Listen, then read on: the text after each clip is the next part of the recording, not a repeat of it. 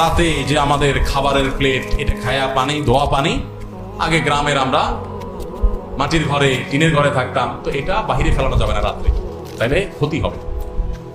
এই মাসালা যারা বানাইছেন, জাল হাদিস, নিষেধ নাই কোথাও হাদিসে, ফাললে কেউ ফালাতে পারে, কিন্তু অবশ্যই দেখে শুনে ফালাতে হবে কার গায়ের পড়ে কিনা। আগের যুগে তো এত কারেন্টের ব্যবস্থা ছিল না, এত বিদ্যুৎ ছিল না, লাইট ছিল না, তো কেউ যদি উড়াদুড়া খাইয়েই দরজা খোলা দিয়ে বাইরে মারে, কারো গায়ে পড়তে পারে। পোলাপান যেন এই কাম না করে, যেন বলছে খবরদার, এটা ফালানো যাবে না, ক্ষতি হয়ে যাবে। হ্যাঁ, ভাঙা প্লেটে খাওয়া যাবে না, ক্ষতি হবে।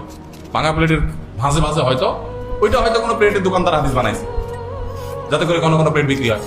দেখি যে আরেকটা মাসালা আছে না এরকম, যে কি যদি পড়ে কেউ বই খোলা রাখে, পোলাপান বই পড়ে খোলা রেখে চলে যায়, তাহলে কি হয়? শয়তানে পড়ে। শয়তানে পড়লে তো ভালো, শয়তান মানুষ হয়ে গেলে তো এটাই চাই আমরা, শয়তানে পড়লে তো ভালোই। আসলে তো তা না, রাতে হাত পায়ের নখ কাটা ঠিক না, কাটালে ক্ষতি হয়। আসলে করোনা দিতে কোথাও নিষেধ নেই, কেউ চাইলে কাটতে পারে, কিন্তু নিষেধ করছে কেন?